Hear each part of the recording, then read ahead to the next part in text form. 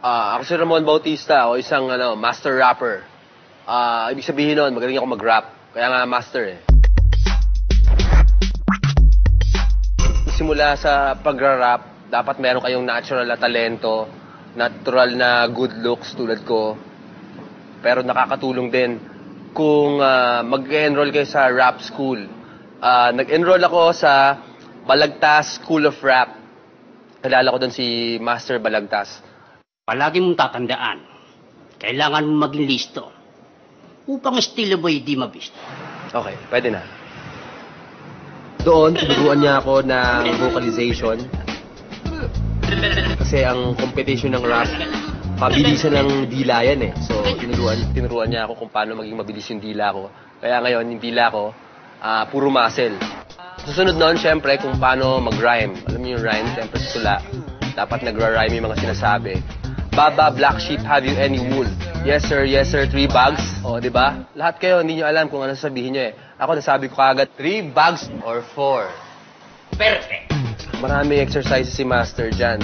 Ito makakatulong sa'yo bilang listo upang tumalas ang utak at listo. At para di siya mablangko, binigyan ko siya ng matitinding pagsulit hanggang siya ay maging tunay na listo. Dapat mabilis ka mag-isip eh. Kung ano yung sasabihin mo, alam mo kagad eh. Mabilis kang... Basta mabilis ka, ganon. So, hindi lang damit yan, guys. So, ito na nakikita nyo, t-shirt na maluwang, ha? Pantalon na maluwang, tsaka cap. Parang ganyan po sa inyo. Ganito, itong tamang porno para sa'yo na babagay sa'yo. Pampastig, no? Yeah! Para alam talaga nila na I'm part of it, you know? Siyempre, mga form. So, importante na lower your knees, tama yung dating mo. Alam talaga nila na masisindak sila sa'yo pag nag-rap battle na. Kaya yun. So, ang laki ng pasasalamat ko kay Master Balagtas.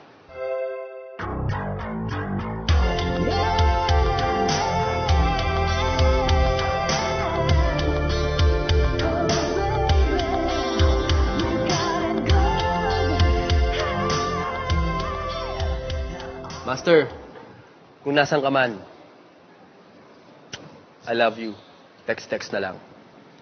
Okay, ngayon, yung kalabang ko sobrang tindi. Siya daw ang king of rap. Ewan ko kung narinig niyo siya. Siya si Francis M. In other words, Francis Magalona. Magaling po yan eh. Magaling yan. So, boys and girls at home, abangan nyo to. Pinaghandaan namin to. Mabilis ako magsalita. Tsaka, magaling ako